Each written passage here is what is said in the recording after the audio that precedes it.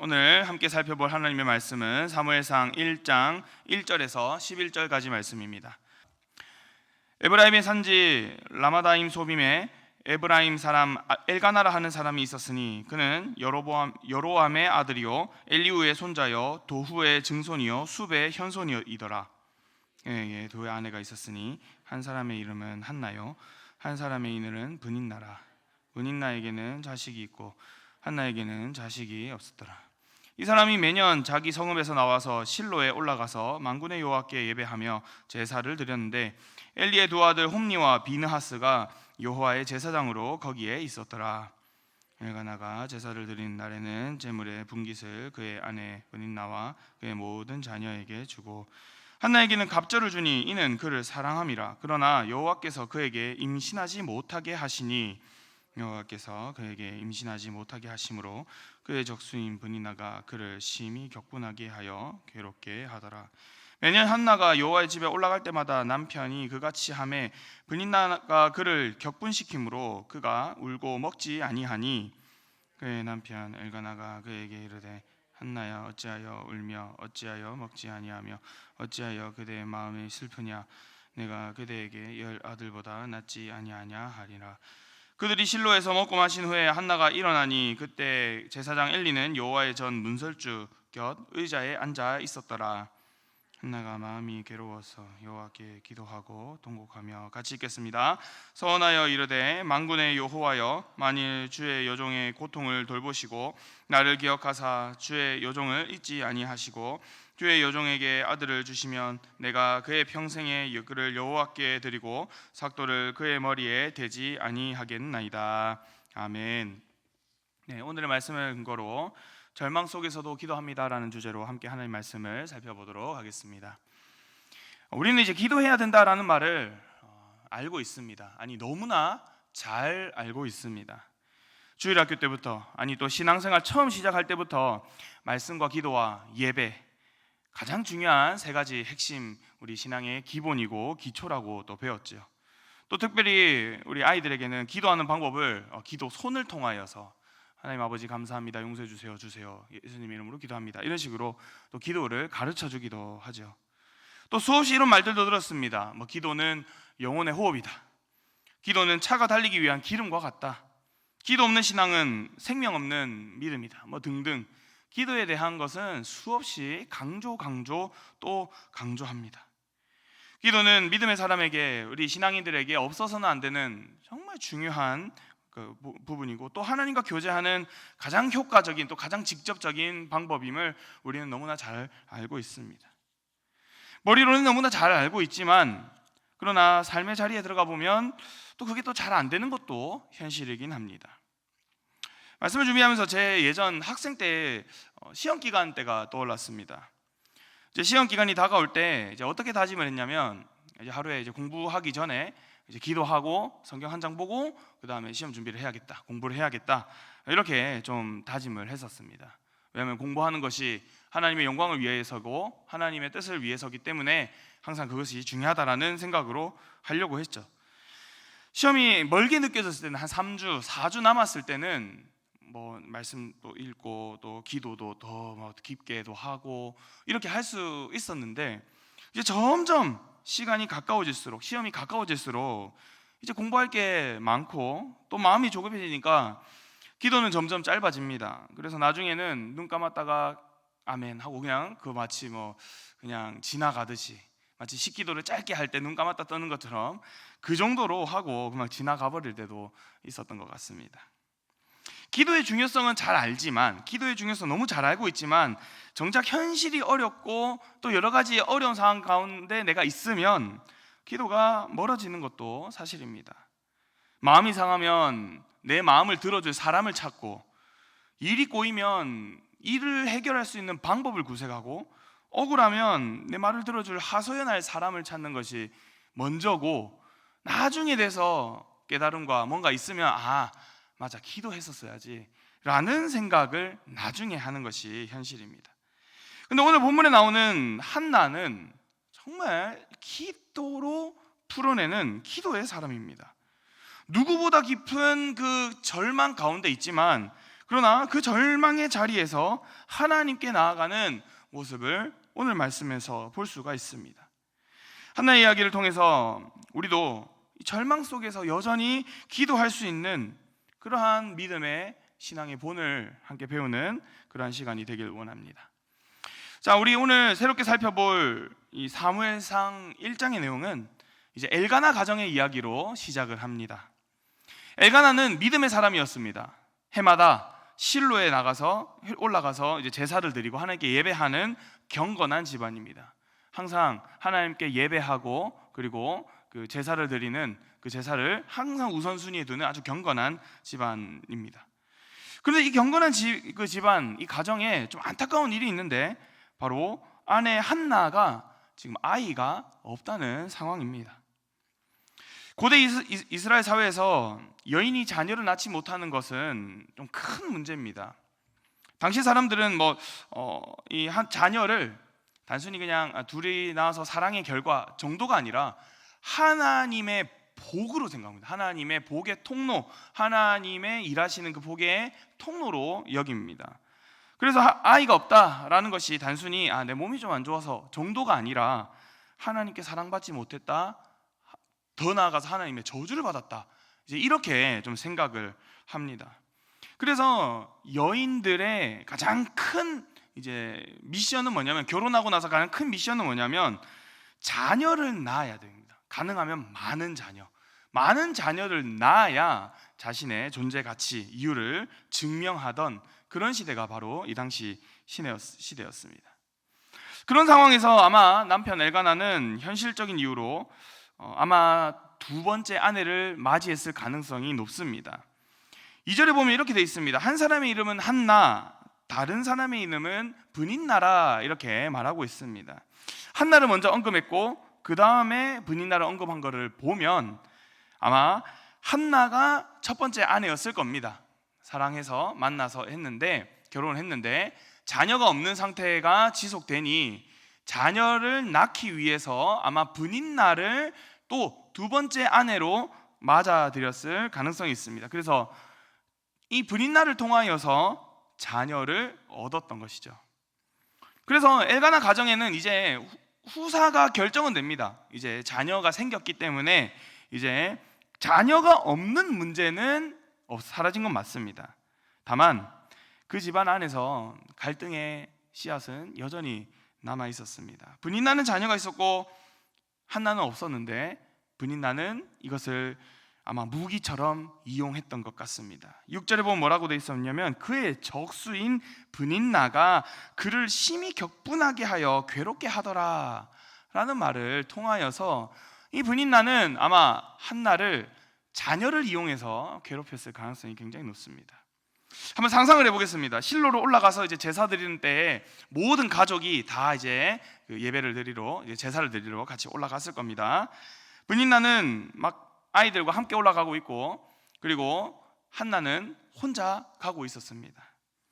아마 브닛나는 이렇게 했을지도 모르겠습니다. 누구야 제물 드릴 때 이렇게 해야 되고 이렇게 해야 돼. 그래 아빠가 가르쳐준 대로, 또 엄마가 가르쳐준 대로 하자 라고 말해도 충분할 걸. 아마 이 괴롭게 한 것은 이렇게 말했을 겁니다. 한나 언니, 아이고 애들이 재물을 잘 드릴 수 있을지 모르겠습니다. 이거 좀 도와주시면 좀 좋겠는데. 맞다. 아이고 애기를 어떻게 돌봐야 될지 잘 모르겠죠.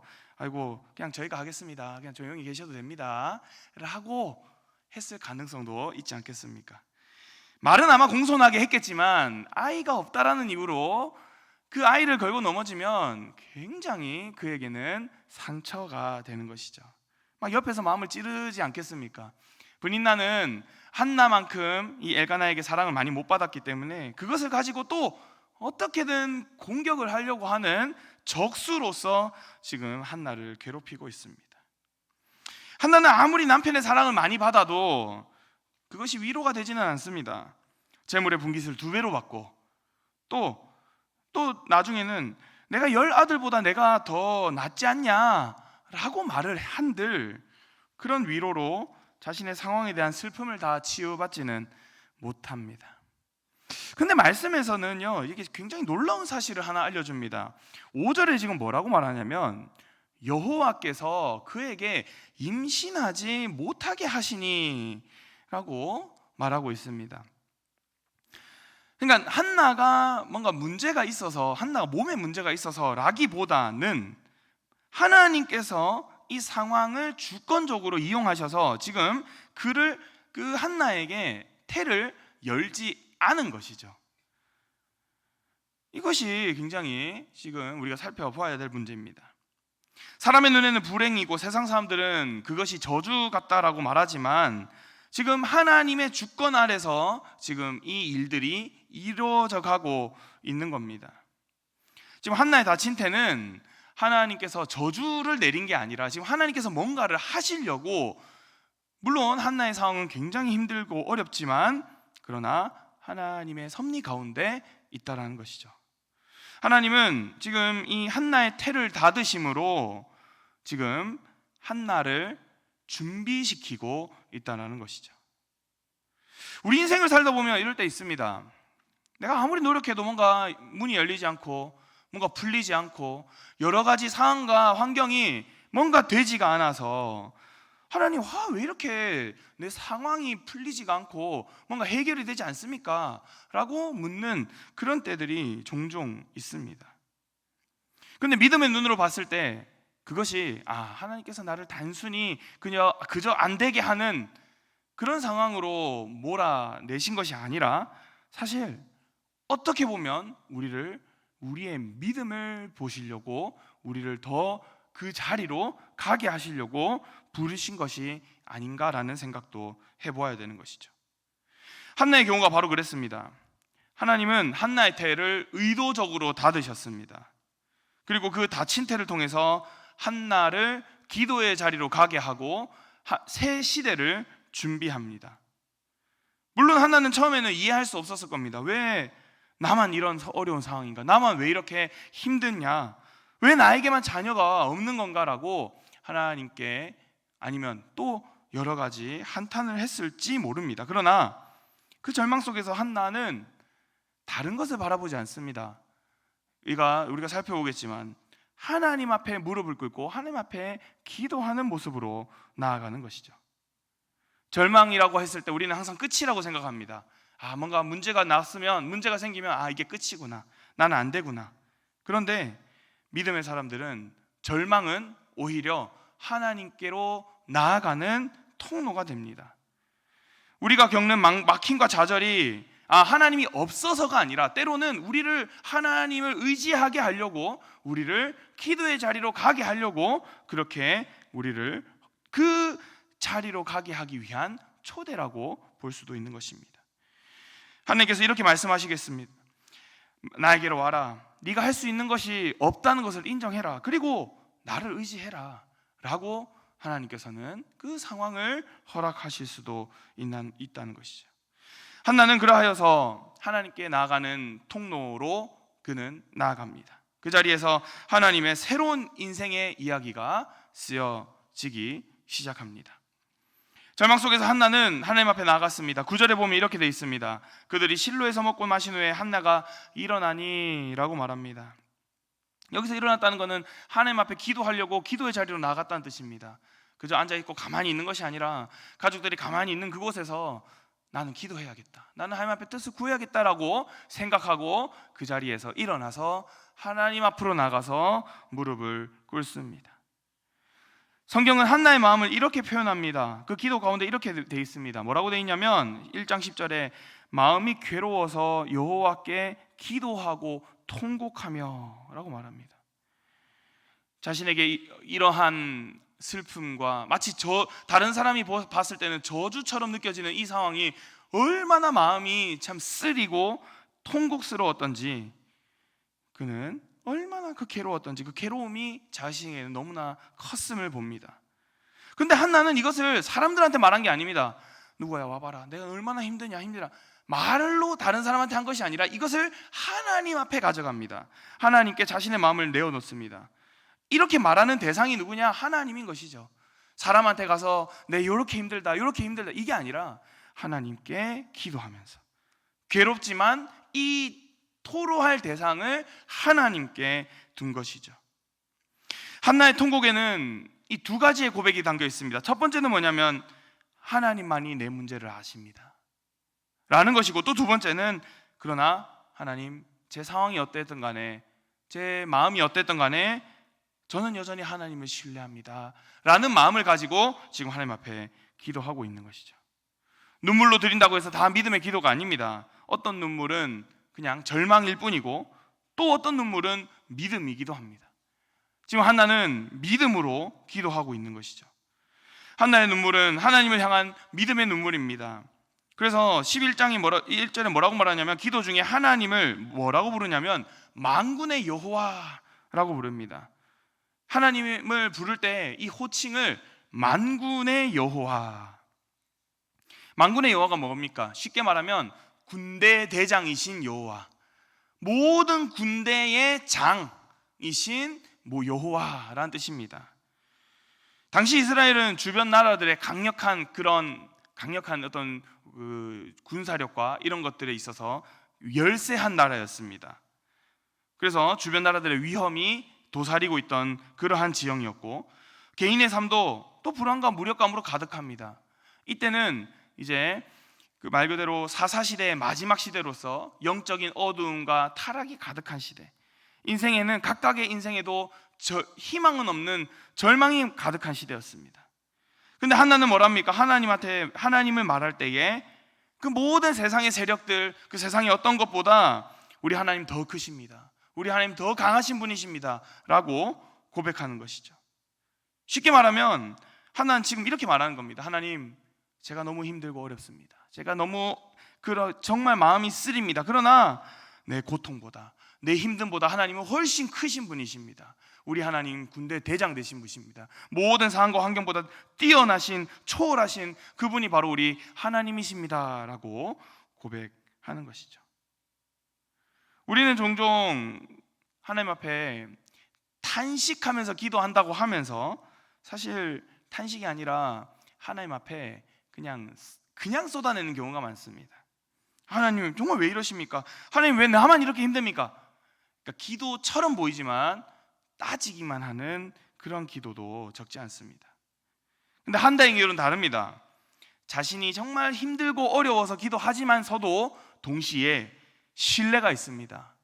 하나님은 내 문제보다 크시고, 내 상황보다 크시고, 내 어려움을 능히 이겨내실 분이시다라는 믿음이 있습니다. 상황은 하나도 바뀌지 않지만 여전히 하나님은 높으신 분, 위대하신 분, 강하신 분이라는 그 믿음이 한나에게는 믿음이 기본적으로 있습니다. 하나님 앞에서 자신의 아픔을 토로하면서도 여전히 하나님을 신뢰하는 그 마음이 한나를 바꾸어냅니다. 우리의 기도도 마찬가지가 되어야 되겠습니다. 단순히 신세 한탄만 하는 푸념을 늘어놓는 기도가 되어서는 안 됩니다. 물론 너무 힘들면 하나님 저 이거 힘들어요, 어려워요, 우리 하나님 다 들으시죠. 그러나 동시에 하나님을 신뢰해야 됩니다. 내가 힘들고 어렵지만 내 힘듦과 어려움보다도 훨씬 크신 분이십니다. 나의 기도를 들으시는 우리 하나님은 내 상황과 내 어려움과 내 어떤 것보다도 훨씬 위대하신 분이십니다라는 신뢰를 가지고 기도하는 것이 기도의 자세가 되겠습니다. 절망이 깊을수록 감정이 아니라 믿음으로 기도하는 그 사람에게 하나님은 새 일을 시작하시는 것이죠. 자, 계속해서 이제 한나는 하나님 앞에서 이제 간절히 기도하는데, 기도하는 중에 한 가지 결단을 합니다. 어떤 결단을 하냐면 이렇게 결단을 하죠. 자, 제가 11절 한번 읽어보도록 하겠습니다. 만군의 여호와여 라고 하면서, 만일 주의 여종의 고통을 돌보시고 나를 기억하사 주의 여종을 잊지 아니하시고 주의 여종에게 아들을 주시면 내가 그의 평생의 그를 여호와께 드리고 삭도를 머리에 대지 아니하겠나이다 라고 말합니다. 하나는 이렇게 기도할 수도 있었겠습니다. 하나님, 저 아들 좀 주세요, 저 아들 좀 주세요, 저 아들 좀 낳게 해주세요 라고만 해도 사실 충분한 기도가 됩니다. 아들을 낳지 못하는 상황을 해결해 달라는 기도 자체도 사실은 하나님 앞에 기도하는 거 좋습니다. 그러나 한나의 기도는 여기서 한 걸음 더 나아갑니다. 뭐라고 나가냐면, 하나님께서 저에게 아들 주시면 이 아이를 다시 하나님께 드리겠습니다. 그래서 이 한나의 소원은 단순히 주세요의 기도가 아닙니다. 얻으려고만 하는 기도가 아닙니다. 결단하는 것이죠. 하나님께서 이 아이를 나에게 주시면 저는 하나님께 드리겠다라는 기도. 하나님께 자신의 것을 의탁하는 정말 그 믿음의 기도의 모습을 보게 됩니다. 하나님 저에게 생명을 주시면, 그 생명을 저에게 주시면 이 생명을 당신의 뜻을 위해서, 하나님의 뜻을 위해서 다시 사용하겠습니다. 자신의 삶 전체를 하나님께 드리는 믿음의 고백인 것이죠. 근데 한번 생각해 봅시다. 지금 아직까지 아무런 변화 없습니다. 지금 한나의 기도는 아직까지 아들을 놓을 거라는 어떤 신호도 없는 아무런 상태도 아닙니다. 그런데 현실 위에서, 이 현실 가운데서도 하나님 앞에 결단해버리는 믿음 결단의 기도인 것이죠. 현실은 아직 아무것도 변한 게 없습니다. 아직 아무 아들 없습니다. 아직 생길 것도 안 보입니다. 그런데 이미 한나는 하나님의 것으로 이 아들을 드리겠다라는 기도인 것이죠. 여러분, 하나님께서 기뻐하시는 기도가 뭘까요? 물론 하나님은 우리 자녀로서의 우리의 기도를 다 들으시지만 하나님의 마음을 시원케 하고 하나님의 뜻을 이루게 해달라는 그 기도를 하나님 정말 기뻐하십니다. 영적인 어두운 시대입니다. 정말 사사 시대의 막바지, 아무도 하나님을 따르는 사람이 없고 어두워져 가는 이 시대 가운데 하나님의 마음을 시원케 하는, 하나님께서 나에게 아들 주시면 그 아들 그냥 내 아들이고 내가 좋아하는, 내가 사랑하는 아들로 내가 잘 키우겠다 정도가 아니라 하나님의 뜻을 위해서, 이 하나님 나라를 위해서 제가 이 아들 드리겠다라고 하는 하나님 마음을 시원케 하는 그러한 기도로 하나님께 나아가는 것이죠. 단순히 내 문제를 해결하기 위한 기도가 아니라 하나님의 뜻을 이루게 해달라는 그러한 헌신의 기도, 그것이 바로 하나님 기뻐하시는 기도의 모습일 겁니다. 하나는 자녀를 통한 기도를 드렸지만 동시에 이 자녀를 통해서 하나님의 뜻이 이루어지기를 바랬던 그러한 믿음의 기도. 현실은 정말 녹록치 않았지만 하나님께 뜻을 구하는 그 기도를 하나님은 드리는 것이죠. 사랑하는 성도 여러분, 우리의 기도 속에는 받는 것이 많습니까? 아니면 드리는 것이 많습니까? 우리는 얻는 것은 많이 합니다. 하나님 요거 주세요, 요거 해주세요, 이렇게 해주세요. 그런데 우리의 기도에는 혹시 하나님 이렇게 드리겠습니다, 이렇게 하겠습니다라는 그 기도가 우리에게 있을까요? 절망을 통하여서 우리를 정말 기도할 수밖에 없는 자리로 부르셨다면 하나님께서 분명히 우리 가운데 하는 그런 기도를 받으실 텐데, 그 기도 가운데 우리는 얻는 기도에만 머물러 있지 않은지를 돌아봅시다. 한나에게는 드림의 기도가 있습니다. 얻기만 하는 기도가 아니라 하나님께 드리겠다 하라는, 그러하여서 그 기도를 통해서 하나님은 이스라엘의 새로운 역사를 써나갑니다. 후에 태어날 사무엘이라는 한 사람을 통해서 하나님 나라의 완전한 새로운 역사의 체인지가 일어납니다. 그 한 사람을 준비시키는 이 어머니의 기도는 결국 하나님을 기쁘시게 하는 그러한 기도가 되었던 것이죠. 절망 중에 드리는 헌신의 기도, 그 기도가 바로 하나님의 일하시는 그러한 일하심의 시작이 되었던 것을 오늘 말씀을 통해서 봅니다. 말씀을 정리합니다. 하나는 정말 이 절망의 자리에서 하나님께 나아갔습니다. 사람에게 얼마든지 말할 수도 있었겠지만 하나님 앞에 토로하고 눈물로 기도했지만, 그러나 단순히 달라는 기도가 아니라 믿음으로 또 자신을 드리고 믿음으로 결단하는 그 곳으로 나아갑니다. 하나님은 이 기도를 통하여서 사무엘을 주셨을 뿐 아니라 또 한나의 삶 자체를 응답의 통로로 사용하십니다. 성도 여러분, 오늘 우리에게도 예기치 못할 절망의 순간은 얼마든지 찾아올 수 있습니다. 그러나 그 절망은 기도의 자리로 가는 길임을 잊지 않아야 됩니다. 기도는 헌신의 자리로 또 우리를 이끌어갑니다.